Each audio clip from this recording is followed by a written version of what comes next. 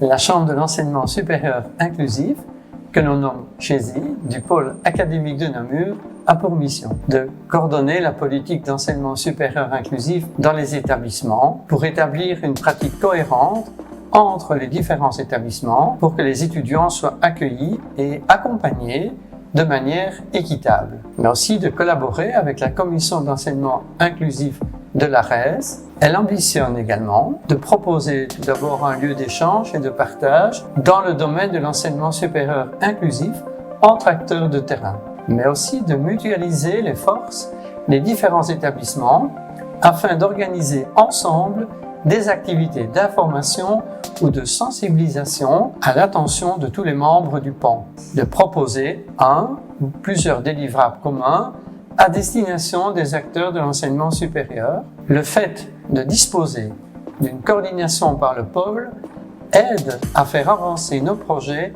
et est le moteur de nos actions. Alors, la Chambre de l'enseignement supérieur inclusif a participé à l'organisation d'une journée de sensibilisation à l'enseignement inclusif en collaboration avec la Haute École Albert Jacquard. Donc, c'était une journée qui a eu lieu le 5 octobre 2023 et ça a été pour nous l'occasion de rencontrer différentes associations qui accompagnent des personnes en situation de handicap. Grâce à ça, on a pu vraiment développer notre réseau. Nous avons proposé des conférences, des ateliers et aussi un parcours orthopédagogique lors de cette journée. Pour continuer sur notre lancée, nous avons aussi organisé la première édition de la Semaine de l'inclusion. Ça a eu lieu en février 2024 et nous abordions l'inclusion des personnes en situation de handicap via l'art et la culture. Donc, chaque établissement a pu proposer une activité pour sensibiliser aux besoins des étudiants en situation de handicap. Nous avons réalisé des capsules vidéo qui présentent différents témoignages. Il y a également eu un atelier pédagogique, une pièce de théâtre et un spectacle d'improvisation, une exposition qui a trouvé place au sein des établissements et qui présente le sigle PMR, et enfin un salon avec différents stands. La semaine de l'inclusion s'est terminée également par le concert de l'harmonie organisé par l'IMEP.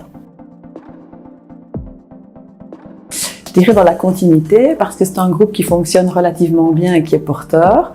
Je pense que le groupe peut être vraiment soutenant pour les personnes qui arrivent dans la fonction de référent inclusion.